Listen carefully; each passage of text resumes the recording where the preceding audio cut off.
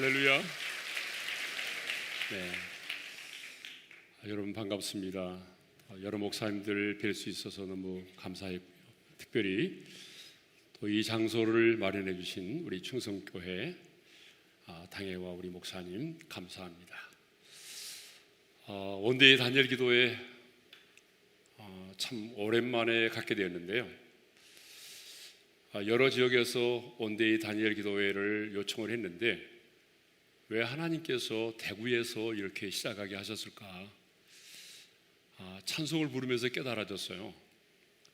코로나 기간 동안에 어느 지역보다도 가장 힘들고 고통스러운 시간을 보낸 곳이 바로 이 대구이기 때문에 하나님께서 이 대구에서 원데이 단열 기도회를 갖게 하지 않았나, 이런 생각을 해봅니다. 내 백성을 이로하라고 말씀하신 주님께서 오늘 말씀 가운데 여러분 한 분 한 분을 이로해 주시기를 소망합니다. 네. 우리 인생에는요, 한숨과 탄식이 떠날 날이 거의 없는 것 같습니다. 한숨과 탄식으로 인한 슬픔이 얼마나 많은지 몰라요. 저도 지난주에 우리 청년 지체 중에 한 자매가 스스로 목숨을 끊었어요. 결혼을 앞두고 있는 자매였는데 그 소식을 듣고 얼마나 마음이 아팠는지 몰라요. 그 부모님에게 전화를 걸었는데 잘 안 받으시더라고요. 그래서 어렵게 전화가 돼서 기도를 해드리긴 했는데 제가 어떤 말로 위로를 하고 어떤 기도를 드려야 될지도 잘 모르겠더라고요. 그 부모의 마음이 얼마나 아팠겠어요. 네. 자, 우리가 세상을 살다 보게 되면 이런 안타까운 일들이 많이 있습니다. 한숨과 탄식이 저절로 나오는 일들이 참 많아요. 그런데 슬픈 일만 있는 게 아니더라고요. 곰곰이 생각해 보게 되면 우리 인생 가운데는 기쁨의 순간도 있어요. 내 자녀가 결혼을 하게 됐어요. 그리고 머지않아서 또 임신을 하게 됐네요. 어떤 분들은 결혼한 지 7년 만에 아이를 갖게 됐어요. 얼마나 기뻐해요. 내 딸이 임신을 했어요. 너무 기쁘죠. 그리고 출산을 하게 됐어요. 여러분, 출산의 기쁨도 장난이 아니잖아요. 그죠? 예. 얼마 전에 여러분이 잘 아는 박신혜가 아이를 낳았어요. 근데 저한테 아기 사진을 막 보낸 거예요. 병원에서. 지 스스로 막 이렇게 말한 거예요. 목사님 너무 예쁘죠? 예. 너무 예쁘다는 거예요. 예. 자기 스스로가 너무 예쁘대요. 아이를. 예. 자, 출산의 기쁨, 또 내 자녀가 좋은 대학에 들어갔을 때 그 기쁨, 직장에 들어가는 기쁨, 그것만이 아니죠. 또 너무나 회사가 잘 돼서 많은 수입을 얻게 되면 그것 또한 기쁨이잖아요. 인생을 살다 보게 되면 슬픔만 있는 게 아니에요. 여러 가지 기쁨이 있죠. 네. 저에게도 한 2주 전에 또 기쁨이 하나 있었어요. 예. 제 아들이 미국에 있는데 이번에 의사고시에 합격했다는 소식이 들려왔어요.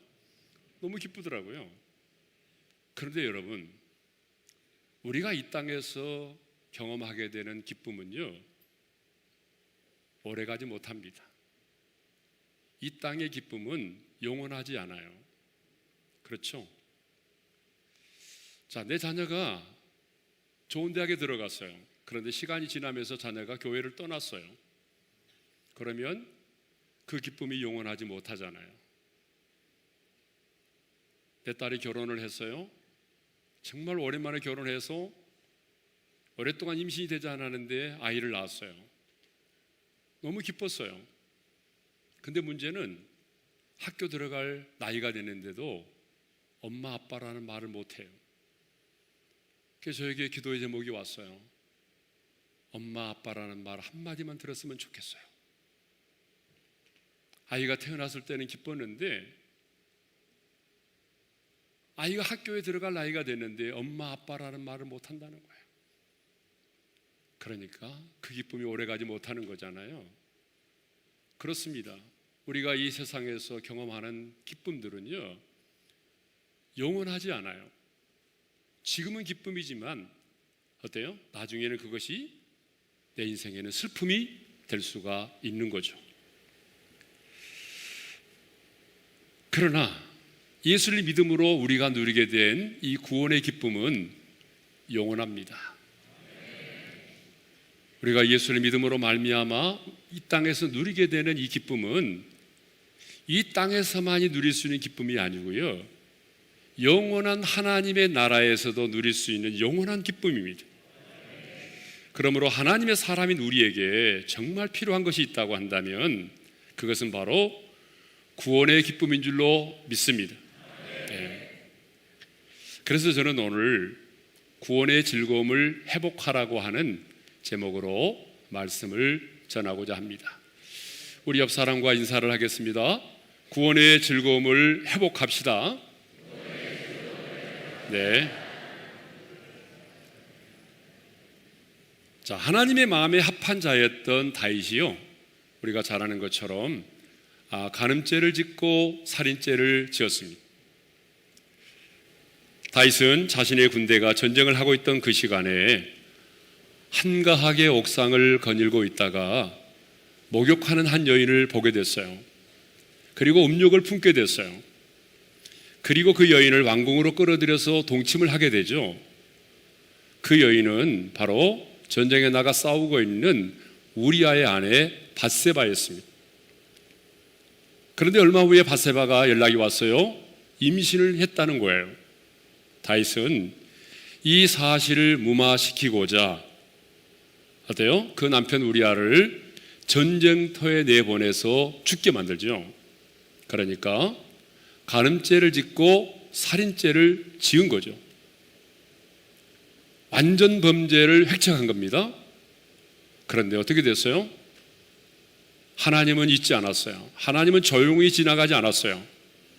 하나님은 그 죄를 기억하고 계셨고, 그리고 마침내 나단 선지자를 보내서 그 죄를 책망하시죠. 자, 나단 선지자가 다윗에게 찾아와서 이렇게 말합니다. 어떤 성에 두 사람이 있었는데 한 사람은 양과 소를 많이 가진 부자였고, 또 한 사람은 양과 소가 없는, 자기가 사서 기르는 어린 양 한 마리밖에 없는, 아무것도 가지고 있지 않는 가난한 사람이라는 거예요. 근데 그 부잣집에 행인이 찾아왔어요.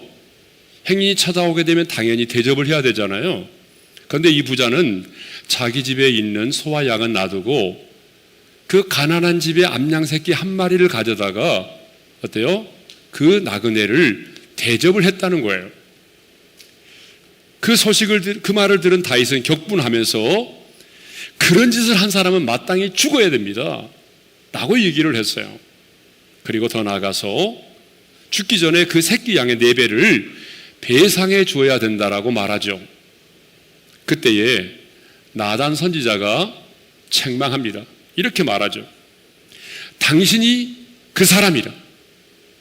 당신이 바로 그 사람이라고 얘기했어요. 다윗의 죄를 지적하고 책망했습니다. 그리고 그 죄로 인하여 칼이 내 집에서 영원히 떠나지 아니할 것이고 태어난 아이도 죽게 될 것이라고 예언을 했습니다. 자, 그러면 이렇게 나단 선지자를 통해서 죄를 지적받고 하나님의 심판의 소식까지 듣게 된 다윗은 어떻게 반응했습니까? 사무엘하 12장 13절에 보게 되면 이렇게 반응을 하죠. 자, 우리 자막이 나오면 한번 읽어보겠는데요. 함께 읽겠습니다. 다 같이요. 다윗이 나단에게 이르되 내가 여호와께 죄를 범하였노라. 여호와께서 당신의 죄를 사하셨나니 당신 죽지 아니하려니와. 내가 여호와께 죄를 범하였노라고 고백을 합니다. 다윗은요, 자신의 죄를 숨기려고 하지 않았어요. 또 그 여자 때문이라고 변명하려고 하지 않았어요. 솔직하게 내가 바로 그 사람이다, 내가 여호와께 죄를 범하였노라고 고백을 하였습니다. 여러분, 이것이 바로 다윗의 위대한 점입니다. 다윗은 한 나라의 왕입니다. 당시의 왕은 절대 권력을 가지고 있습니다. 그러면 선지자가 자신의 죄를 들추어내고 자신의 죄에 대해서 심판을 예언했을 때에 얼마든지 화를 내고 분노하고 당신이 선지자로서 나에게 그렇게 말할 수가 있어? 하면서 어쩌면 그 선지자를 죽일 수도 있어요. 그런데 다윗은 그렇게 하지 않았다는 거죠. 나단 선지자가 자신의 죄를 지적하고 심판을 선포했을 때에 솔직하게 자기의 죄를 인정했다는 거예요. 이것이 바로 다윗의 위대한 점입니다. 그런데 여러분, 우리는 어떻습니까? 우리는 죄를 짓고 난 다음에도 자꾸 변명을 대려고 하는 거죠.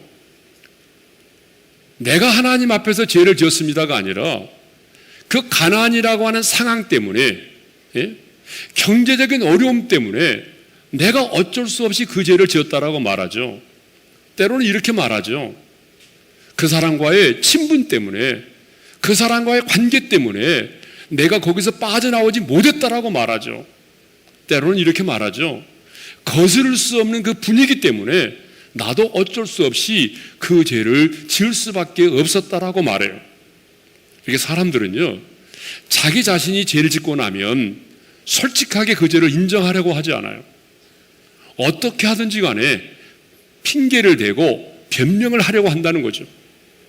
그런데 다윗은 나단 선지자가 자신의 죄를 책망할 때에 내가 여호와께 죄를 범하였다라고 고백했다는 거죠. 왜 다윗은 사람에게 죄를 지었는데 왜 하나님 앞에서 죄를 지었다라고 그렇게 말했을까요? 여러분, 그렇잖아요. 사람에게 죄를 지었잖아요. 근데 왜 하나님께 죄를 지었다라고 말하죠? 여러분, 우리가 죄를 지으면 왜 하나님 앞에 나와서 죄를 고백하죠? 분명히 죄는 사람 앞에 지은 거 아니에요? 그런데 왜 우리는 하나님 앞에 나와서 하나님, 제가 이런 죄를 지었습니다 라고 말하는 거예요? 그것은 하나님만이 선악의 기준이 되시고 하나님만이 그 죄를 심판하실 수 있는 분이기 때문에 그렇습니다. 그래서 우리는 죄를 짓게 되면 사람에게 죄를 짓지만 하나님만이 선악의 기준이 되시고 하나님께서 그 죄를 심판하실 수 있는 분이기 때문에 사람에게 죄를 짓지만 하나님 앞에 나와서 하나님, 제가 이런 죄를 지었습니다 라고 용서를 구하는 것입니다. 물론 사람에게도 용서를 구해야 되지만 우리가 1차적으로 하나님 앞에 우리의 죄를 인정하고 우리가 그 용서를 구해야 되는 것입니다. 자, 시편 6편을 보게 되면요, 다윗은 하나님 앞에서 자기가 지은 죄를 인정하는 것으로 끝나는 것이 아니라 진정으로 회개를 했다는 거예요. 눈물로 침상을 띄우며 요를 적실 만큼 회개의 기도를 드렸습니다. 물론 시적인 표현이죠. 얼마나 많이 눈물을 흘렸으면 여러분 침상을 띄울 수가 있겠어요? 예? 그렇지만 시적인 표현이에요. 그렇지만 이 표현을 보게 되면 다윗이 정말 애통하고 눈물을 흘리고 철저하게 자기의 지은 죄에 대하여 회개했음을 우리가 알 수가 있습니다. 이렇게 자기 자신의 죄를 인정하고 그 죄를 회개하고 난 다음에 그리고 이제 다윗이 하나님 앞에 구했던 게 뭐냐 그러면 이제 구원의 즐거움을 내게 회복시켜 달라는 것입니다. 자, 12절 상반절에 보게 되면 다시 읽겠습니다. 주의 구원의 즐거움을 내게 회복시키시고. 지금 다윗은요, 구원을 회복시켜 달라고 하는 게 아니에요. 구원의 즐거움을 회복시켜 달라고 기도합니다. 그렇죠? 구원을 회복시켜 달라고 하는 것이 아니라 구원의 즐거움을 회복시켜 달라고 간구하고 있어요. 왜냐하면 주의 구원에는요, 언제나 뭐가 있을까요? 기쁨이 있기 때문에 그렇습니다. 여러분, 구원 따로 기쁨 따로 있는 게 아니에요. 언제나 하나님이 주신 구원에는 뭐가 있어요? 기쁨이 함께 동반된다는 사실입니다. 그렇습니다, 여러분. 하나님이 주신 구원에는 뭐가 있어요? 기쁨이 있습니다. 기쁨이 없는 구원은 없어요. 그래서 다윗 역시 구원의 즐거움을 내게 회복시켜 달라고 간구하고 있는 거죠. 자, 구원의 즐거움을 내게 회복시켜 달라고 하는 이 다윗의 고백을 보게 되면 뭘 알 수 있나요? 이전에 다윗이 구원의 즐거움이 무엇인지를 알았고 구원의 즐거움을 누리며 살았던 적이 있다는 걸 알 수가 있어요. 그렇습니다. 다윗은 이전에요, 구원의 즐거움이 무엇인지를 알았던 사람이에요. 그리고 그 구원의 즐거움을 누렸던 사람입니다. 10년이 넘는 세월 사울왕에 의해서 쫓겨다녔지만 그 피난 생활을 하면서도 하나님을 찬양할 수 있었던 것은 뭐예요? 그 안에 구원의 즐거움이 있었기 때문입니다. 구원의 즐거움이 있었기 때문에 10년이 넘는 세월 동안 쫓겨다니는 삶을 살면서도 하나님을 찬양할 수 있었던 거예요. 그 구원의 확신과 구원의 즐거움이 있었기 때문에 당당하게 골리앗을 향하여 도전할 수가 있었던 거죠. 수많은 사람들에게 배신을 당했지만 그가 그 원망하지 않고 그 고통과 아픔을 이겨낼 수 있었던 것도 마찬가지입니다. 그 안에 구원의 즐거움이 있었기 때문입니다. 다윗은요, 구원의 즐거움이 무엇인지를 알았던 사람이고 그 구원의 즐거움을 누렸던 사람이에요. 그런데 놀랍게도 이 구원의 즐거움을 잃어버렸다는 거예요. 언제 잃어버렸을까요? 여러분, 언제 다윗이 이 구원의 즐거움을 잃어버렸어요? 죄를 짓고 난 다음이죠. 간음죄를 짓고 살인죄를 짓고 난 다음에 이 구원의 즐거움을 잃어버린 것입니다. 그렇습니다, 여러분. 이 죄라고 하는 것은요, 한순간의 짜릿함을 우리에게 가져다 주는 거예요. 여러분 그러지 않아요? 죄라고 하는 게 우리에게 일시적인 즐거움을 주기 때문에 사람들이 돈을 들여가면서 죄를 짓는 거 아닙니까? 예? 사람들이 왜 돈을 들여가면서 죄를 지어요? 즐거움이 있기 때문이죠. 아니, 즐거움도 없는데 왜 사람이 돈을 써가면서 죄를 짓겠어요? 죄는 순간의 짜릿함이 있는 거예요. 그러니까 사람들은 죄를 짓는 거 아니에요? 그런데 순간의 짜릿함을 가져다 줄 수는 있지만 죄는 내 영혼의 기쁨을 빼앗아 간다는 거죠. 더 나아가 내 영혼으로 인하여 내 영혼으로 신음하게 만든다는 거예요. 물론 우리가 뭐 죄를 지었다고 해서 갑자기 구원이 취소되거나 사라지는 건 아닙니다. 그러나 죄를 짓고 회개하지 않으면, 여러분 다 경험하셨잖아요. 죄를 짓고 회개하지 않으면 구원의 즐거움이 사라집니다. 왜 그럴까요? 그것은 내 안에 계신 성령께서 그 죄로 인하여 탄식하고 계시기 때문에 그래요. 그리고 내 안에 있는 그 죄가 내 영혼을 짓누르기 때문에 그래요. 그러니까 여러분 죄를 짓고도 회개하지 않으면 어때요? 교회는 다닐 수도 있어요. 봉사는 할 수 있어요. 그렇지만 문제는 뭐냐 그러면 내 안에 구원의 즐거움이 사라진다는 거예요. 예? 그래서 시편 32편 3절을 보게 되면 다윗은 이렇게 고백하고 있어요. 내가 입을 열지 아니할 때에 종일 신음함으로 어때요? 내 뼈가 새하여졌다라고 말하고, 그리고 시편 32편 4절에 보게 되면 주의 손이 주야로 나를 누르시오니 내 진액이 빠져서 여름 가뭄에 마른같이 되었다라고 말해요. 얼마나 그 죄로 인해서 탄식하며 신음했으면 이런 고백을 했겠어요. 여러분, 이것이 바로 죄가 가져다주는 아픔이고 고통인 것입니다. 그러니까 죄를 짓고 나면 여러분 누구나 마찬가지입니다. 목사도 마찬가지입니다. 죄를 짓고 회개하지 않으면 가장 먼저 우리 안에 사라지는 게 뭐냐 그러면 구원의 즐거움이 사라져 버린다는 것입니다. 그래서 다윗은 자기 자신의 죄를 회개하고 그리고 난 다음에 가장 먼저 뭘 구했어요?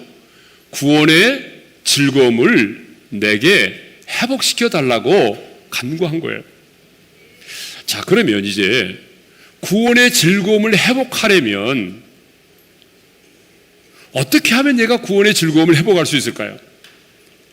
저는 오늘 이 밤에 이 자리에 참석한 모든 성도님들께서 잃어버린 구원의 즐거움을 다시 회복할 수 있기를 바랍니다. 자, 그러면 어떻게 하면 구원의 즐거움을 회복할 수 있을까요? 그런데 구원의 즐거움을 회복하려면요, 가장 먼저 중요한 게 있어요. 그게 뭐냐 그러면 내가 받은 구원이 무엇인지를 알아야 한다는 거예요.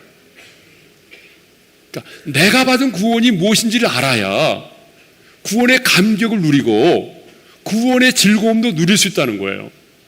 아무리 교회를 다녀도 내가 받은 구원이 뭔지를 모르면 그 사람에게는 뭐가 없어요? 구원의 감격이 없어요.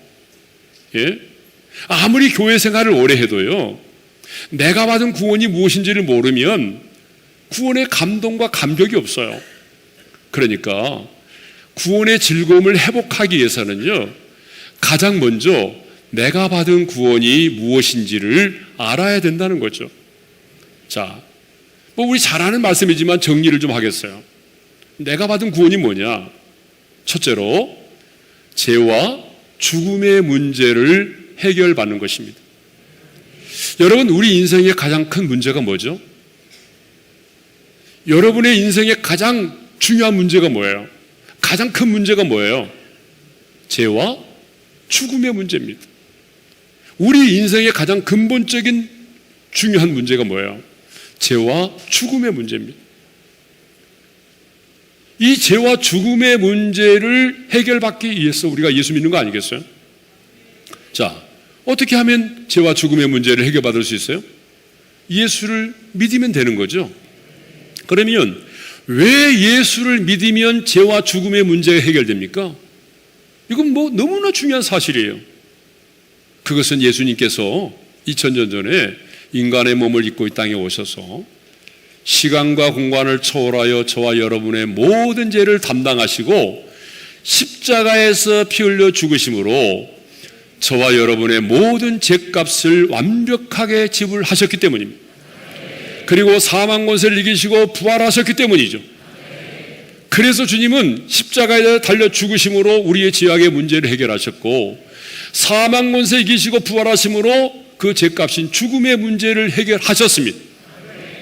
그렇기 때문에 내가 예수를 믿게 되면 우리 인생의 가장 큰 두 가지 문제, 죄와 죽음의 문제를 해결받을 수 있다는 거죠.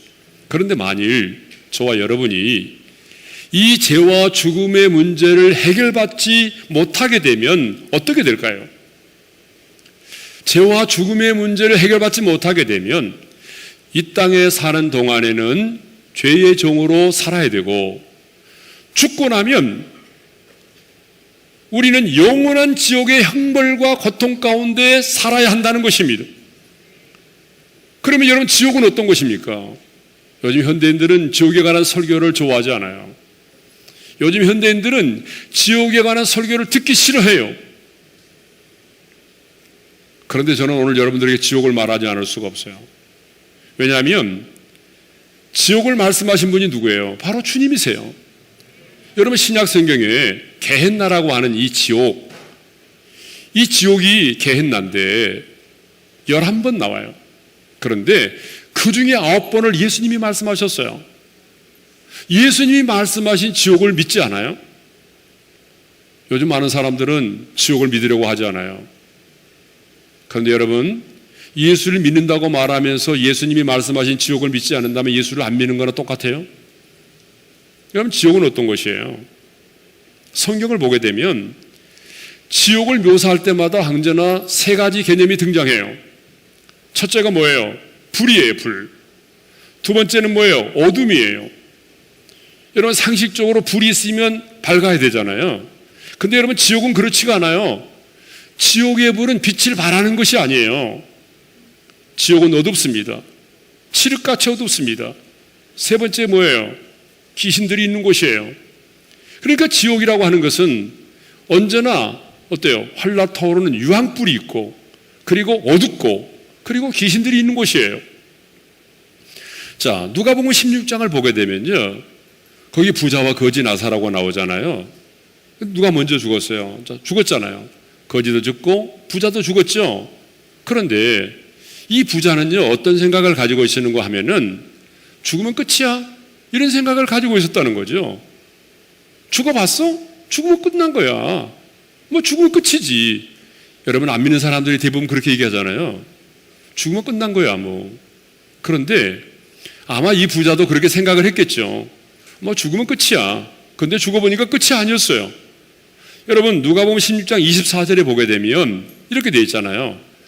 자, 누가복음 16장 24절을 한번 읽어볼까요? 다 같이요. 아버지 아브라함이여, 나를 긍휼히 여기사 나사로를 보내어 그 손가락 끝에 물을 찍어 내 혀를 서늘하게 하소서. 내가 이 불꽃 가운데서 괴로워하나이다. 예.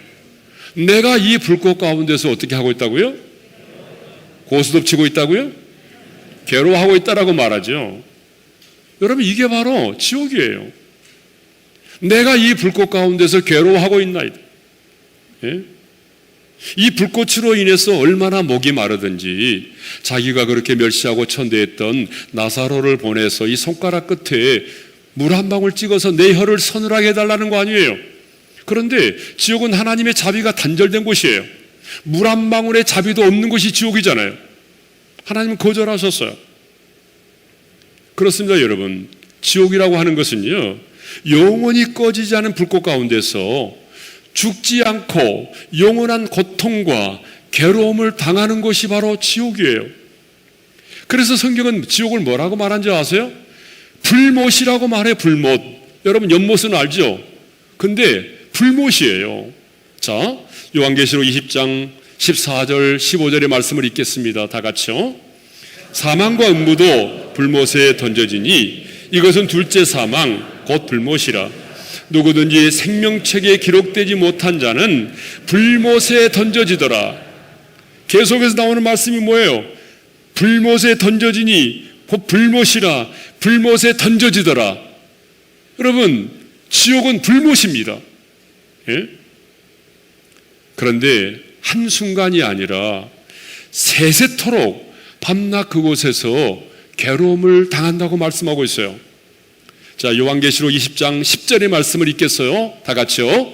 또 그들을 미혹하는 마귀가 불과 유황못에 던져지니 거기는 그 짐승과 거짓 선지자도 있어 세세토록 밤낮 괴로움을 받으리라. 세세토록입니다. 여러분, 지옥에 들어가서 한순간에 죽을 수 있다고 한다면 여러분, 예수 믿을 이유가 뭐 있어요? 근데 여러분, 죽지 않아요. 세세토록 밤낮 괴로움을 받는 곳이에요. 그게 바로 지옥이에요. 그래서 예수님도요, 지옥에서의 고통과 괴로움을 예수님도 이렇게 말씀하셨어요. 자, 우리 마가복음 9장 48절 49절을 읽겠어요. 다 같이요. 거기에서는 구더기도 죽지 않고 불도 꺼지지 아니하느니라. 사람마다 불로써 소금치듯함을 받으리라. 구더기도 죽지 않는데요. 여러분, 이 말은 무슨 말일까요? 구더기도 죽지 않는다는 말은 죽을 수도 없는 것이라는 거예요. 예? 죽지도 못하고 불도 꺼지지 않는 그 불못 속에서 소금 치듯 함을 받으리라고 그랬어요. 저는 어릴 때요, 초등학교 다닐 때 미꾸라지 많이 잡아봤거든요. 옛날에 시골 같은 데 가보게 되면 연못 같은 데 보게 되면 미꾸라지 굉장히 많았어요. 그러면 어때요? 미꾸라지를 잡아가지고 오면 가장 먼저 하는 일이 있었어요. 어떻게 하죠? 소금을 갖다가 집어넣고 그 다음에 뚜껑을 닫아놓으면 안에서 막 난리가 나는 거죠. 예. 그리고 잠시 후에 그걸 다 죽어 있어요. 여러분, 지옥은 불로써 소금치듯함을 받는 것과 같대요. 그렇기 때문에 단테는 그의 신곡에서 지옥문 입구에 이런 말이 쓰여 있다라고 말했어요. 여기 들어오는 너희는 모든 희망을 버리라. 여기 들어오는 모든 자는 희망을 버려야 된다는 거예요. 무슨 얘기죠? 더 이상의 희망이 없는 곳, 영원한 저주와 영원한 고통이 있는 곳, 영원한 하나님의 심판이 있는 곳, 그러나 죽을 수도 없는 곳. 여러분, 이것이 바로 지옥입니다. 그러면 누가 불타는 영원한 지옥에 들어간다고 말하고 있어요? 21장 8절에 보게 되면 믿지 아니하는 자들과 그랬어요. 그래서 이 예수를 믿지 않는 자들이 어때요? 그 둘째 사망, 지옥의 불못에 빠진다는 거예요. 그런데 저와 여러분은 예수를 믿음으로 말미암아 죄와 죽음의 문제를 해결받았습니다.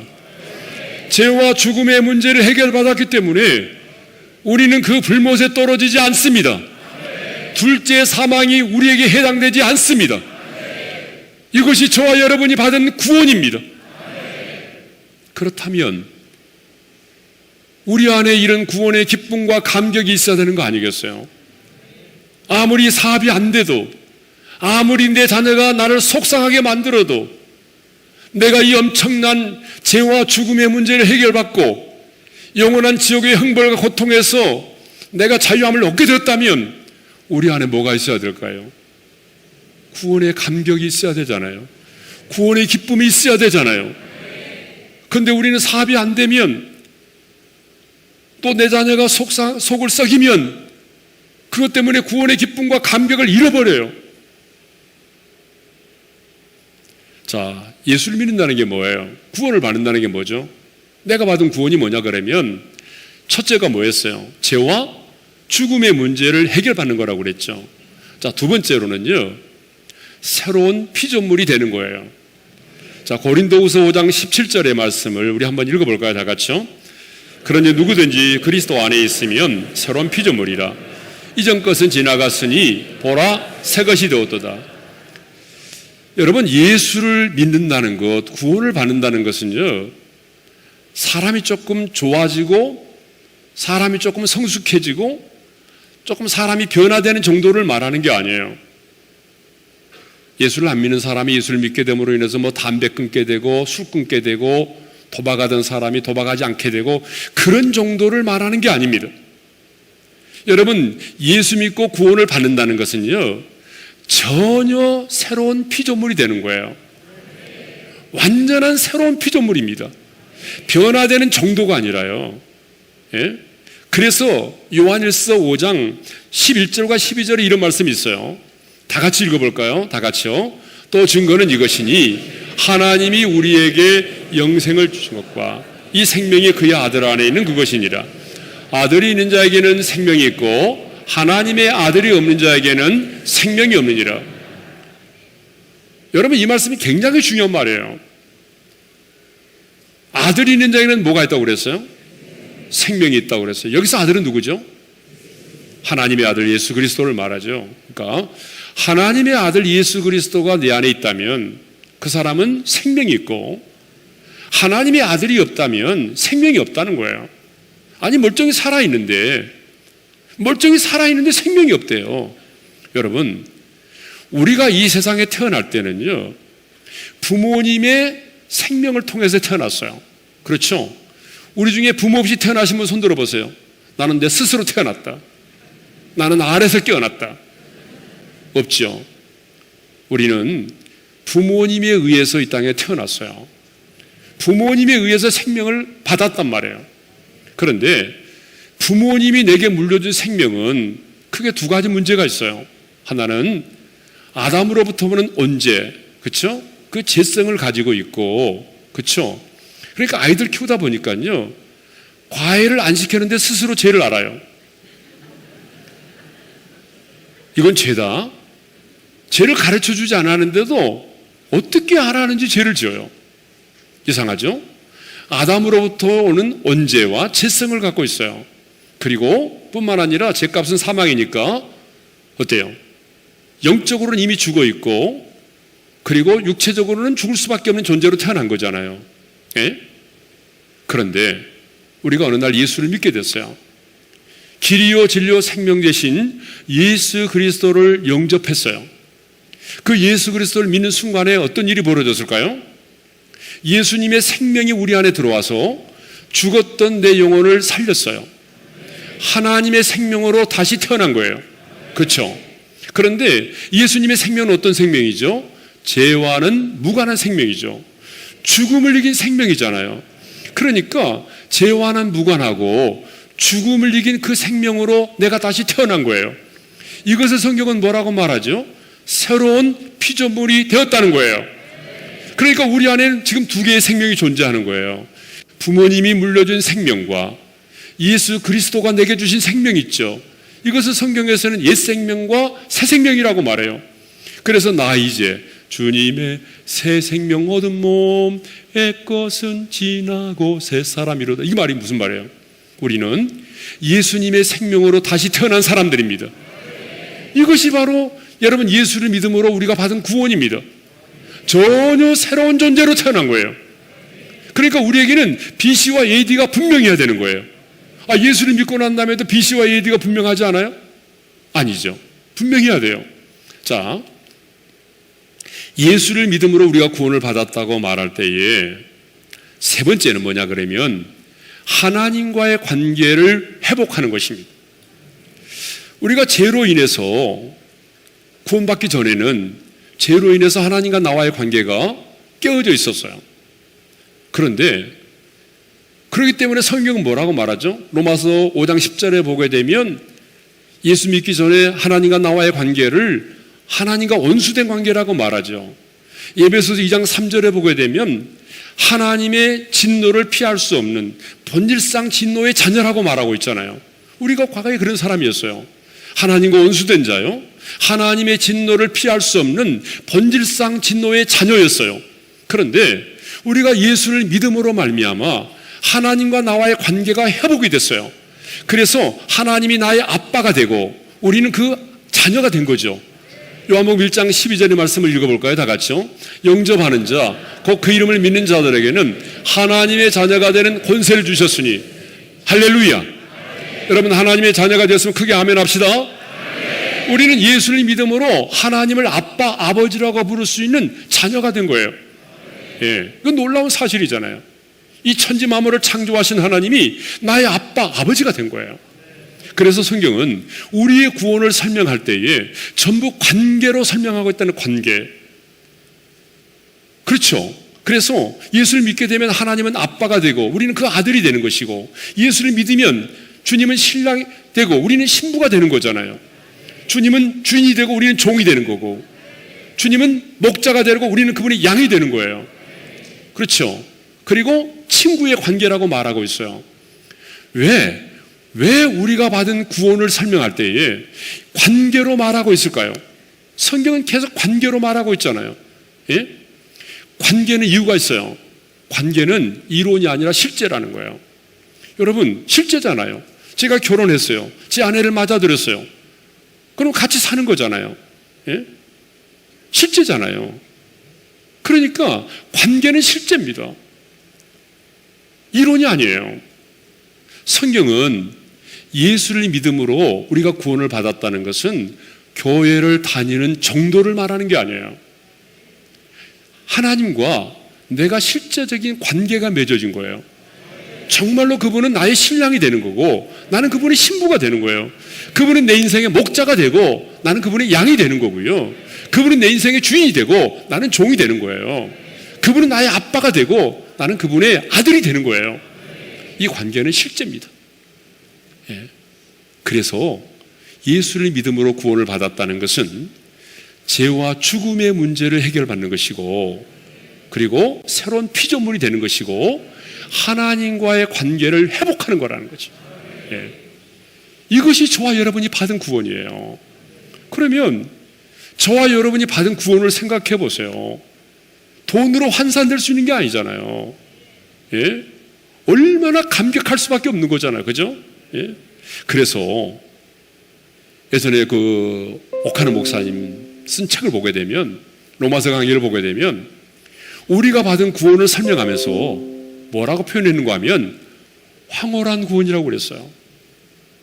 정말 그래요. 저와 여러분이 받은 구원을 생각해 보면 말로는 설명할 수 없는 황홀한 구원이에요. 예? 이 황홀한 구원을 우리가 받았단 말이에요. 예? 그러니까 내가 받은 구원이 무엇인지를 알면 구원의 감격 속에 살아갈 수밖에 없어요. 예? 자, 구원의 즐거움을 회복하려면 첫째는 내가 받은 구원이 무엇인지를 알아야 된다고 말씀드렸어요. 두 번째로 구원의 즐거움을 회복하려면 다윗처럼 죄를 회개해야 된다는 거예요. 자, 이렇게 다윗은 우슬초로 나를 정결하게 하소서 내가 정하리이다, 이런 표현을 썼거든요. 그렇죠? 시편 51편 7절에 보게 되면 그런 말씀이 있어요. 우리 한번 읽어볼까요? 다 같이요. 우슬초로 나를 정결하게 하소서 내가 정하리이다. 나의 죄를 씻어주소서 내가 눈보다 희리다. 네. 여러분, 우슬초는 뭐예요? 우슬초는 굉장히 가지가 많고 줄기에 털이 많아서 정결의식을 행할 때라든지 유월절에 그 피를 문설주에 바를 때 사용했던 거잖아요. 그러니까 우슬초로 나를 정결케 해달라는 말은 그 유월절 어린 양의 피로 내 죄를 정결하게 해달라는 말이에요. 그렇죠? 그러니까 예수님이, 우리로 말하면 예수님께서 나를 위하여 흘리신 그 십자가의 보혈로 내 죄를 씻어달라는 그런 얘기죠. 예. 그렇기 때문에 여러분, 오늘 이 밤에 구원의 즐거움이 사라졌다면 분명한 이유가 있어요. 왜 구원의 즐거움이 예전에는 있었는데 지금 사라졌느냐? 그것은 분명히 하나님과 나 사이에 죄가 있다는 거예요. 마지 못해서 이 자식아 또 죄를 지었느냐? 몇 번째야 너 지금? 하면서 어쩔 수 없이 우리 죄를 사하시는 분이 아닙니다. 여러분, 시편 86편 5절에 볼까요? 이런 말씀이 있어요. 다 같이 읽겠습니다. 주는 선하사 사죄하기를 즐거워하시며. 여러분, 하나님은요 우리와 같은 분이 아니세요. 그래서 하나님은 우리 죄를 사하여 주시는 것을 기뻐하세요. 아니, 기다렸다는 듯이 우리가 우리 죄를 자백하면 주님은 기다렸다는 듯이 우리 죄를 사하십니다. 우리 죄를 사하기를 기뻐하시는 분이세요. 예. 그러니까 여러분, 하나님 앞에 죄를 자백하는 것을 부끄러워하지 마세요. 내가 넘어지고 또 넘어졌을지라도 그 죄를 자백하는 것을 부끄러워하지 마세요. 우리 하나님은 우리의 죄를 사하는 걸 즐거워하십니다. 우리가 우리 죄를 고백하면 기다렸다는 듯이 주님은 그 어린 양의 보혈로 우리의 죄를 정결케 하십니다. 그리고 주님은 당신이 사하신 그 죄를 다시는 기억하지 않으십니다. 이거 움직여도 됩니까? 목사님, 예, 좀 움직이겠습니다. 다리가 아파서 서 있어서 하니까 너무 힘들어서. 예, 예, 감사합니다. 아까부터 움직이고 싶었는데 못 움직이고 있었어요. 자, 우리 하나님은 우리 죄를 사하실 때에 마지 못해서 어쩔 수 없이 사하시는 분이 아니라 우리가 우리 죄를 자백하면 기다렸다는 듯이 우리 죄를 용서해 주신다는 거죠. 뿐만 아니라 우리 하나님은 우리 죄를 딱 사하시면 다시는 그 죄를 기억하지 않으십니다. 저는 이 말씀이 너무 감사하더라고요. 우리는 어때요? 우리는 잊어야지. 근데 그 인간 쳐다보면 또 생각이 나요. 잊으려고 노력하면 노력할수록 더 새록새록 생각이 나는 거예요. 이게 우리 인간이에요. 아, 잊어버렸어 내가 다. 근데 또 보면 어때요? 잊혀지지 않아. 이게 인간이에요. 근데 우리 하나님은요, 내가 다시는 너의 죄를 기억지 않으리라. 내가 너의 죄를 내 등 뒤로 던졌느니라. 여러분, 이런 표현들은 뭐예요? 하나님이 사하신 그 죄는 하나님이 다시 기억하지 않으신다는 거죠. 이것이 하나님의 전능하심입니다. 우리는 하나님의 전능하심을 이야기할 때에 천지 만물을 창조하시고 오병이의 기적을 행하시는 것만이 하나님의 전능하심이라고 생각할 때가 참 많아요. 그런데 그보다도 하나님의 전능하심이 뭔지 알아요? 하나님의 하나님 되심이 무엇인지 아세요? 그것은 우리 죄를 다시는 기억하지 않으신다는 거예요. 주님께서 사하신 그 죄를 다시는 기억하지 않아요. 그러니까 여러분, 그러니까 우리는 당당하게 그 은혜의 보좌 앞에 나아갈 수 있는 거죠. 그럼 여러분, 내가 그 죄를 여러 번 지었는데, 내가 목사로서 그 죄를 지었는데 하나님이 정말 내 죄를 용서하실까? 아닙니다. 하나님은 여러분이 그 죄를 고백하지 않아도 이미 알고 계십니다. 그리고 주님은 기다리고 계십니다. 주님, 제가 이 죄를 지었어요. 용서해 주세요. 라고 고백하면 주님은 기다렸다는 듯이 우리 죄를 즐거움으로 사하시고 우리 죄를 다시는 기억하지 않으십니다. 여러분, 하나님에 대한 생각을 바꾸셔야 돼요. 네? 자꾸 인간의 관점에서 하나님을 이해하려고 하니까 안 되는 거예요. 네? 자, 그러면 이제 왜 구원의 즐거움이 우리 가운데 회복되어야 되는지를 살펴보도록 하겠습니다. 왜 우리 안에 구원의 즐거움이 회복되어야 되느냐? 첫 번째는 구원의 기쁨이 신앙생활의 가장 큰 원동력이 되기 때문에 그렇습니다. 이 땅에 많은 기쁨이 있지만 하나님의 사람에게 있어서의 최고의 기쁨은 구원의 기쁨입니다. 그러므로 오늘 내 안에 구원의 즐거움이 있는 자는 지금 내가 어떤 상황 가운데 있을지라도 지금 내가 처해 있는 상황과 어려움을 이겨낼 수 있다는 거예요. 구원의 즐거움이 있는 자는 사업이 힘들어도 이 사업의 어려움을 이겨낼 수 있다는 거예요. 구원의 즐거움이 있는 자는 가난도 이겨낼 수 있어요. 구원의 즐거움이 있는 자는 내가 실패했어도 이 실패를 딛고 일어설 수가 있는 거예요. 구원의 즐거움이 있는 자는 죽음 앞에 두려워 떨지 않아요. 죽음의 공포와 두려움이 몰려와도 찬양하며 이 땅을 떠날 수가 있어요. 왜? 구원은 가장 큰 기쁨의 능력이기 때문에 그래요. 여러분, 하박국 선지자를 아시잖아요. 바벨론의 군대가 쳐들어오면 사람을 죽일 뿐만 아니라 모든 것을 짓밟고 약탈해 갈 걸 알았어요.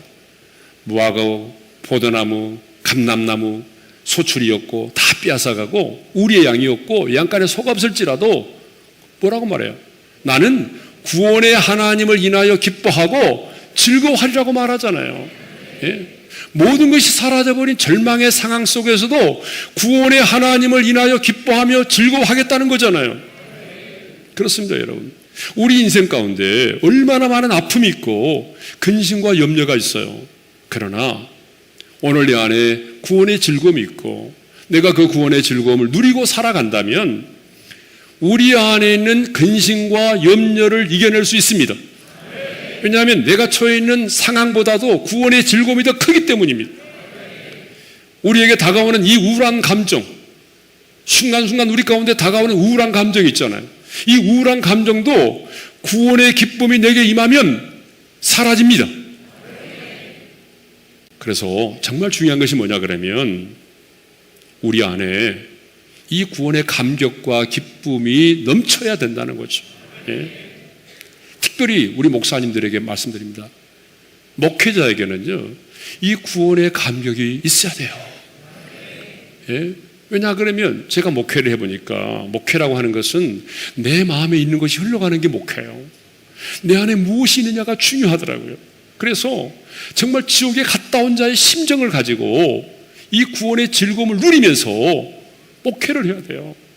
왜냐하면 내 안에 있는 것이 흘러가기 때문에 그래요. 그래서 교회가 평안해야 되는 이유가 뭐예요? 성도들이 왜 목회자를 위해서 그렇게 기도를 해야 돼요?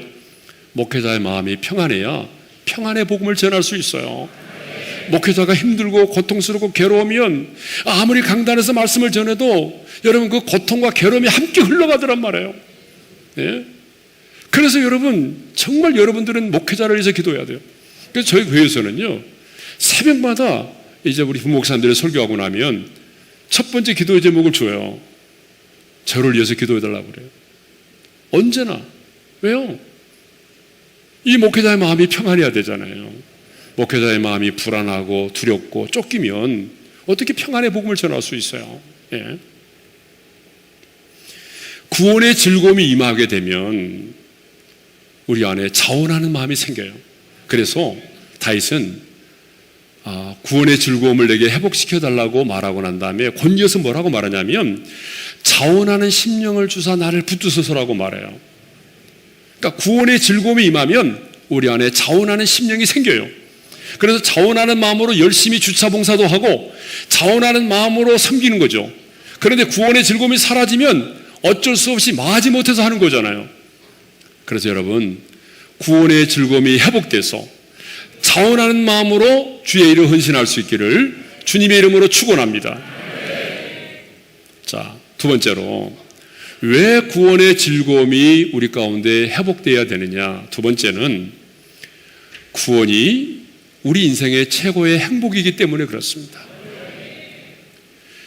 저와 여러분이 구원의 즐거움을 누리고 그 구원의 기쁨과 감격 속에 살아가면 우리 하나님이 그 모습을 보시고 너무 기뻐하세요. 하나님이 기뻐하세요. 그러니까 여러분, 우리가 나 주님의 기쁨 되기 원하네 찬양 많이 하잖아요. 정말로 주님의 기쁨 되는 삶은요, 여러분이 구원의 기쁨을 가지고 구원의 즐거움을 누리며 사는 거예요. 하나님께서 자신의 아들 이 땅 가운데 보내서 십자가의 화목제물로 삼으시고 그래서 우리에게 은혜로 주신 그 하나님의 구원의 감격을 가지고 구원의 기쁨을 누리며 살아가면 하늘에서 하나님이 보시고 기뻐하신다고. 그러니까 주님의 기쁨 되는 삶이 뭐예요? 내가 바로 구원의 즐거움과 감격 속에 살아가는 것입니다. 예? 그러므로 하나님의 사람인 우리에게 최고의 재산이 있다면요, 그것은 바로 구원의 즐거움을 누리며 살아가는 것입니다. 하나님의 사람인 우리에게 최고의 행복이 있다면 그것은 바로 구원의 즐거움을 누리며 살아가는 거예요. 여러분, 신명기 33장 29절 말씀 우리 한번 읽어볼까요? 다 같이요. 이스라엘이여, 너는 행복한 사람이로다. 여호와의 구원을 너같이 얻은 백성이 누구냐? 하나님께서 모세를 통해서 주신 말씀이잖아요. 이 말씀을 잘 보세요. 하나님이 말씀하시는 행복의 기준은 소유의 넉넉함이 아니에요. 명예도 아니에요. 하나님이 말씀하시는 행복의 기준은 뭐예요? 구원이에요. 너 구원 받았니? 그럼 너는 행복한 사람이야. 하나님이 말씀하시는 행복의 기준은 소유의 넉넉함도 아니에요. 세상의 쾌락과 명예도 아니에요. 지위도 아니에요. 하나님이 말씀하시는 행복의 기준은 뭐예요? 너 구원 받았니? 그러면 너는 행복한 사람이야. 하나님이 말씀하시는 행복의 기준은 돈도 아닙니다, 여러분. 구원입니다. 예? 그런데 사람들은요, 자꾸 행복하게 되면 소유의 넉넉함에서 행복을 찾으려고 해요. 얼마나 돈을 많이 가지고 있느냐, 예? 얼마나 좋은 아파트에서 살고 있느냐, 예? 그러면 행복할 거라고 생각해요. 근데 여러분, 많은 사람들이 그런 소유의 넉넉함을 가지고 좋은 환경 가운데 살았던 사람들이 한결같이 우리에게 뭐라고 말하죠? 내가 그렇게 살아보았더니 행복하지 않더라고 말하죠. 여러분, 그러지 않아요? 대표적으로 누구예요? 솔로몬이잖아요. 솔로몬처럼 부귀와 영화를 누리며 산 사람이 있었나요? 없어요. 인류 역사에 솔로몬처럼 그 엄청난 부귀와 영화를 누리며 산 사람이 없어요. 그런데 그렇게 부귀 영화를 누리며 살았던 솔로몬이 뭐라고 말해요? 인생의 마지막에 헛되고 헛되니 모든 것이 헛되도다라고 말하잖아요. 예. 여러분, BTS를 아세요? BTS. 그랬더니 어떤 원사님이 보톡스? 라고 말했다는 분이 있어요. 여러분, BTS는 보톡스가 아닙니다. 여러분, BTS 만나보셨어요? 저는 2번이나 만나는데. 며칠 전에도 봤어요. 우리 교회도 한번 왔어요. 예배를 드리러 온 게 아니라 결혼식 때 왔어요. 근데 와서 인사를 했는데 제가 BTS를 잘 모르잖아요. 그런데 그때 연예인들이 많이 와서 인사를 하는데 잘 못 알아들었어요, 제가. 그래서 누가 옆에서 소개를 했는데 B자를 못 듣고 TS만 들었어요. 그래서 TS? TS가 있나? 샴푸 이름인가? 그랬는데 제 비서가 옆에 있으면서 목사님 BTS 이래요. 그래서 BTS가 왔나 보다 그랬거든요. 두 번째 만나는데 한 분이 그러더라. 전라도 광주에서 오신 권사님 정도 되는 분인데 막 감격해하는 거예요. BTS가 있는 공간에 내가 같이 있다니. 이 공간에서 같이 숨을 쉬고 있다는 것만으로 나는 너무 행복한 것 같아. 막 혼자 난리예요. 근데 여러분, BTS가 이번에 잠정 활동 중단을 선언했잖아요. 근데 그 리더가 이렇게 말하더라고요. 울면서 행복하지 않았다고. 울면서 얘기했어요. 여러분도 보셨을 거예요. 행복하지 않았대요. 아니, 세계 최고의 인기를 지금 구가하고 있잖아요. 그 영향력이 대단해요, 지금. 예. 그런데 그렇게 엄청난 부와 명예와 인기를 누리고 있는 그 가수가 하는 말이 뭐예요? 행복하지 않대요. 자기들의 정체성이 무너졌대요. 그래서 잠정적으로 활동을 중단하다는 거 아니에요. 여러분, 아무리 부귀와 영화를 누려도, 아무리 소유의 넉넉함을 가지고 살아도, 좋은 환경 가운데 살아도 사람들이 뭐라고 말해요? 행복하지 않다라고 말해요. 또 많은 사람들은요, 행복은 마음먹기에 달려있다라고 말해요. 그래서 지금 내가 웃고 있고, 내가 지금 누군가를 사랑하고 있고, 내가 오늘 또 범사에 감사하는 삶을 살아가고 있다면 그것이 행복이야. 이렇게 말하는 분들이 많이 계시죠. 여러분들처럼. 아멘 했잖아요, 지금. 근데 그게 행복이 아니라는 거예요. UN 중앙긴급대응기금의 자문위원인 한비아 씨라고 하는 분이 계세요. 누가 자신에게 당신은 지금 행복하십니까? 라고 묻는다면 자신은 망설이지 않고 yes! 라고 대답을 하겠다고 말했어요. 자기 행복하대요. 그러면서 자신이 행복한 3가지 이유를 댔어요. 첫째로, 아침에 눈을 뜨면서 커피를 마시는 것. 딱 아침에 눈을 뜨면서 모닝커피를 마시면서 그때 너무 행복하대요. 예. 두 번째로, 잠들기 전에 음악을 들으면서 와인 한 잔을 마시는 것. 그 순간이 너무 행복하대요. 예? 좋은 음악을 들으면서 다 와인 한 잔을 마시면서 하루를 정리할 때가 너무 행복하대요. 세 번째로, 시를 읽는 것. 매일 아침 시를 큰 소리로 또박또박 읽는데 그때 너무 행복하다는 거예요. 자, 아침에 모닝커피 한 잔, 취침 전에 와인 한 잔, 그리고 시 한 편을 읽는 것이 내 손에 있는 작은 새, 바로 행복이라는 거예요.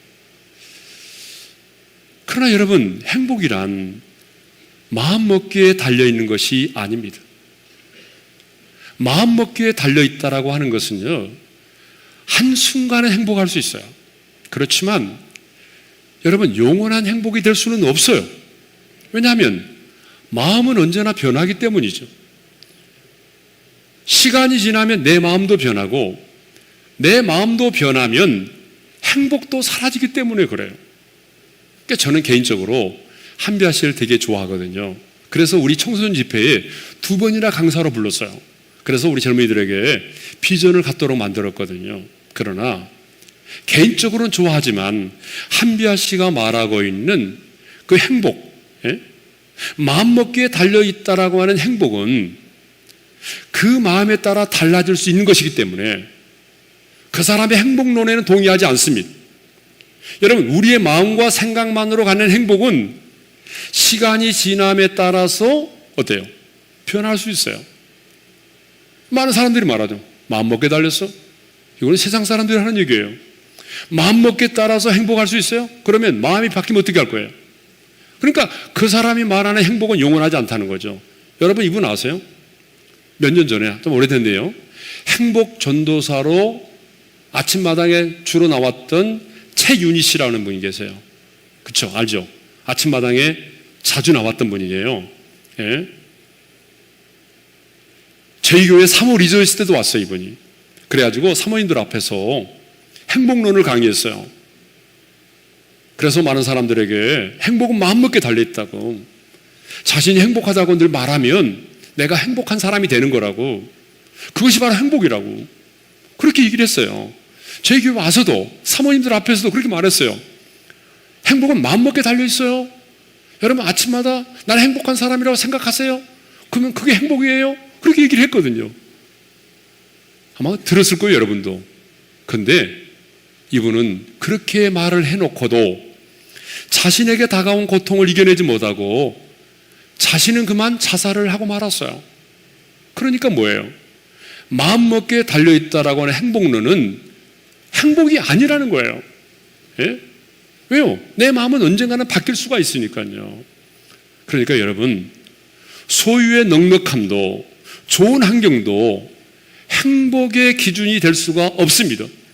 더더욱 행복이란 마음먹기에 달려있는 것도 아니죠. 그렇다면 우리 인간은 결코 행복해질 수 없는 건가요? 그렇다면 우리 인간은 불행한 존재로 살아야 되는 거예요? 아니에요. 하나님은요, 구원받은 저와 여러분이 참 힘들고 어렵지만 여전히 가난하고 사업도 잘 안 풀리고 속 썩이는 게 많아도 여전히 풍랑의 한복판에 있지만 그럼에도 불구하고 하나님은 저와 여러분이 가장 행복한 자로 이 땅을 살아가기를 원하십니다. 그것이 하나님의 마음이에요. 그래서 하나님은 출애굽한 이스라엘 백성들을 향해서 말씀하십니다. 너는 행복한 사람이야. 여기서 사용된 행복이라고 하는 단어가요, 아시레라는 말인데 이 말의 뜻을 찾아보니까 충만한 행복, 완전한 행복이에요. 그러니까 하나님께서 말씀하신 행복은 우리의 감정과 우리의 상황과 우리의 환경에 따라서 좌우되는 일시적인 그런 행복이 아니라 완전한 행복, 영원한 행복을 말한다는 거예요. 하나님이 우리에게 말씀하시는 너는 행복한 사람이야 라고 말할 때 그 행복은 일시적이고 부분적인 행복이 아니라 완전하고 영원한 충만한 행복을 말한다는 거예요. 그러면 하나님께서 이렇게 이스라엘 백성들에게 이스라엘이요, 너는 행복한 사람이야 라고 말씀하실 때에 인간의 눈으로 봤을 때에 그들은 행복한 상태에 있었느냐 그 말이에요. 아니죠. 하나님이 지금 모세를 통해서 이스라엘 백성들에게 말씀하시잖아요. 이스라엘이요, 너는 행복한 사람이로다. 여호와의 구원을 너같이 받은 백성이 누구냐? 하나님이 말씀하셨어요. 그러면 우리 인간의 관점에서 볼 때에 과연 지금 그들은 행복한 상태에 있었느냐 그 말이에요. 아니죠. 지금 그들은 광야에 있어요. 아직. 광야는 어떤 곳이에요? 광야는 여러분 농사를 지을 수가 없는 땅이죠. 안전하게 거주할 수 있는 곳이 아니잖아요. 예? 낮에는 엄청나게 덥죠. 광야 체험해 보셨어요? 샌달이 녹아버릴 정도예요. 낮에는. 밤에는 너무 추워요. 광야는 길이 없는 곳이잖아요. 지금 그들은 광야에 있어요. 더군다나 그들은 지금 어때요? 강한 군사력도 가지고 있지 않아요. 즐길 수 있는 발달된 문화도 없어요. 안 그래요? 그들이 광야에서 뭐 즐길 수 있는 문화가 있는 거예요? 드라마가 있어요? 뭐가 있어요? 아무것도 없어요. 즐길 수 있는 문화도 없어요. 지금 그들은 요단강을 건너서 가나안 땅에 들어가서 가나안의 원주민을 몰아내는 영적인 전쟁을 치러야 돼요. 그러니까 여전히 인간의 눈으로 보게 되면 광야 가운데 있고 여전히 그들에게 발달된 즐길 수 있는 문화도 없고, 예? 그리고 그들은 여전히 가나안 땅에 들어가서 원주민을 몰아내는 치열한 전쟁을 해야 된단 말이죠. 그런데 하나님이 뭐라고 말씀하십니까? 그럼에도 불구하고 뭐라고 말씀하세요? 너는 행복한 사람이라는 거예요. 할렐루야. 왜? 구원을 받았으니까. 너같이 구원 얻은 백성이 누구냐라는 거예요. 근데 여러분 우리도 마찬가지죠. 하나님은 오늘도 저와 여러분을 향해서 너 행복한 사람이야. 왜냐하면 너 구원 받았잖아. 너 구원 받았으면 너는 행복한 사람이야 라고 말씀하는데 우리는 뭐라고 말하죠? 하나님, 저는 행복하지 않아요. 저는 지금도 광야의 길을 걷고 있다고요. 저는 지금 광야에 있어요. 하나님, 내 삶을 아세요, 지금? 얼마나 힘든지 아세요? 내가 광야 가운데 있다고요, 지금. 예? 인생의 긴 터널 가운데 있다고요. 예? 근데 내가 행복하다고요? 이렇게 말하잖아요. 그런데 하나님은 우리의 형편과 처지를 몰라서가 아니에요. 알고 있어요. 그렇지만 하나님의 말씀하신 행복의 기준이 뭐라고요? 구원이라는 거예요. 너 구원 받았니? 그럼 너는 행복한 사람이라는 거예요. 하나님이 말씀하시는 행복의 기준은 바로 구원입니다. 저는 그래서요, 우리 성도들에게서 듣고 싶은 말이 있어요. 여러분, 목회자를 만났을 때 성도들이 들려주는 말이 많거든요. 뭐 예를 들어서 예배 끝나고 나갈 때 있잖아요. 목사님, 오늘 은혜 많이 받았어요, 이러잖아요. 저는 그 말을 100% 믿지 않아요. 목사님들은 그걸 100% 믿는 사람이 있더라고요. 저는 그 말 믿지 않아요. 그럼 뭐라고 하고 나가죠? 목사님 오늘 설교 죽으셨어요? 이렇게 할까요? 그렇게 말할 수는 없잖아요. 그러니까 저는 그 말을 고지 듣잖아요. 그런데 이거 하나 있죠. 목사님, 저는요, 예수님 때문에 너무 행복해요.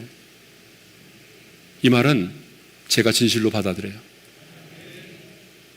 이 말이 진짜예요. 예수님 때문에 저는 행복해요. 주님 때문에 행복하다고 말하는 사람, 여러분이 되시기를 바랍니다. 여러분의 교회 안에 나는 예수님 때문에 행복한 사람입니다라고 고백하는 사람이 많아지기를 바랍니다. 우리는 예수님 때문에 행복합니다라고 늘 고백하며 살아야 됩니다.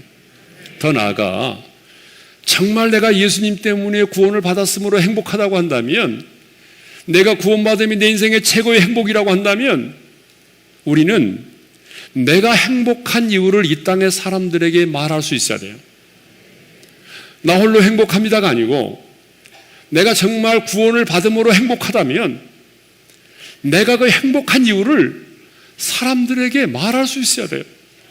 직장에 가서도 직장의 동료들에게 내가 왜 행복한지를 말해줄 수 있어야 돼요. 자녀들을 모아놓고도 엄마가 왜 이렇게 행복한지를 말해줄 수 있어야 돼요. 여전히 우리 가정에 문제가 많지만, 얘들아, 내 말 좀 들어보래. 엄마는 너무 행복해. 엄마가 행복한지 아니? 주님이 나를 구원해 주셨잖아. 엄마는 너무나 행복해. 이렇게 말할 수 있어야 된다는 거예요. 여러분이 정말 행복한 자라면 행복한 이유를 말할 수 있어야 돼요. 사람들에게 알려야 돼요. 그 이유가 있어요. 내가 왜 행복한 이유를 사람들에게 알려야 되는지 이유가 있어요. 그것은 내가 그렇게 행복한 자로 살아가면 행복한 나의 모습을 보고 많은 사람들이 소망에 관한 이유를 내게 물어오기 때문에 그래요. 여러분, 베드로전서 3장 15절에 이런 말씀 있잖아요. 우리 한번 읽어볼까요? 다 같이요. 너희 마음에 그리스도를 주로 삼아 거룩하게 하고 너희 속에 있는 소망에 관한 이유를 묻는 자에게 대답할 것을 항상 준비하라. 예. 우리는 이 세상에 살아가면서 내 주변의 사람들에게 소망에 관한 이유를 물어오도록 해야 돼요. 근데 언제 사람들이 소망에 관한 이유를 내게 물어오죠? 내가 행복한 삶의 모습으로 살아갈 때, 아무리 봐도 절망할 수밖에 없는 상황인데, 아무리 봐도 절망할 수밖에 없는 상황인데, 그런데 보니까 너무 행복해. 너무 행복한 자로 살아가는 거예요. 그러면 사람들은 뭐예요? 처음에는 이상하다. 왜 저러지? 미쳤나? 왜 그런 거야? 그런데 그럼에도 불구하고 변함없이 행복한 자로 살아가는 나의 모습을 보게 되면 도전을 받기 시작해요. 그리고 진지하게 와서 물어봐요. 뭐라고 물어보죠? 도대체 무엇이 당신으로 하여금 그렇게 평안한 마음을 갖게 했는지 내게 가르쳐 줄 수 있나요? 무엇이 그리 행복하냐고. 아니, 어떻게 그런 상황 속에서도 그렇게 행복한 자로 살아갈 수 있느냐고. 어떻게 이런 상황 속에서도 평안을 누리며 살 수 있느냐고 사람들이 내게 물어봐야 된다는 거예요. 여러분 지금까지 신앙생활 하면서 누군가가 여러분에게 그렇게 물어본 적이 있다면 여러분은 성공적인 그리스도인의 삶을 살아온 겁니다. 근데 아직까지 한 사람도 나에게 없어. 아직까지 나한테 물어본 적이 없어. 한 번도. 내가 교회 다니는 거 알고 있는데, 내가 권사고, 예? 장기적으로 너는 장로고, 그런데 한 사람도 나한테 물어본 사람이 없어요. 여러분, 이것은 부끄러운 얘기입니다. 그래서 우리는 행복하다면 행복한 이유를 사람들에게 말할 수 있어야 돼요. 그래서 행복한 자요, 행복의 이유를 말하라. 내가 정말 주님 때문에 행복하다면 내가 왜 행복한지를 사람들에게 말할 수 있어야 된다는 거죠. 말씀을 정리하겠습니다. 하나님의 사람인 우리에게는 구원의 기쁨이 있어야 합니다. 왜냐하면 구원의 즐거움을 잃어버리면 세상의 즐거움을 찾게 되기 때문입니다. 구원의 즐거움을 잃어버리면 하나님의 사람인 우리도 세상의 즐거움을 찾게 되어 있습니다. 그래서 세상의 즐거움을 찾다가 마귀의 덫에 걸린 사람이 얼마나 많습니까? 오늘 사탄 마귀는 우리의 구원을 빼앗아갈 수는 없기에 우리 안에는 구원의 즐거움을 빼앗으려고 합니다. 구원을 빼앗아갈 수는 없잖아요. 근데 사탄이 하는 짓이 뭐예요? 여러분 안에 있는 구원의 즐거움을 빼앗으려고 하는 거예요. 그러므로 우리는 하나님이 주신 구원의 기쁨을 빼앗겨서는 안 됩니다. 구원의 즐거움을 잃어버렸다면 오늘 이 밤에 그 구원의 즐거움을 다시 회복할 수 있기를 바랍니다. 그런데 너무나 많은 성도들이, 너무나 많은 목회자들이 구원의 즐거움이 어제는 있었는데 오늘은 없다고 말합니다. 예전에는 있었는데 오늘은 없다는 거예요. 내가 권사 취임할 때, 장로 장립 받을 때, 목사 취임할 때는 있었는데 지금은 없다는 거예요. 근데 여러분, 중요한 것은 오늘이잖아요. 중요한 것은 과거가 아니에요. 오늘입니다. 오늘 내 안에 구원의 즐거움이 있어야 됩니다. 그러므로 오늘 이 밤에 정말 주의 성령께서 우리 한 사람 한 사람의 역사해 주셔서 잃어버린 구원의 즐거움을 다시 회복시켜 주시기를 원하십니다. 그러면은 내가 받은 구원이 무엇인지를 알아야 돼요. 그리고 하나님 앞에 아직 구하지 못한, 용서를 구하지 못한 죄악이 있다면 사유하기를 즐겨하시는 하나님 앞에 나의 죄악을 낱낱이 고백하고 용서를 구하고 사함을 받음으로 주의 성령께서 오늘 이 밤에 여러분의 심령 속에 잃어버린 구원의 즐거움을 다시 회복시켜 주시기를 소망합니다. 우리 찬양하며 나가겠습니다. 정결한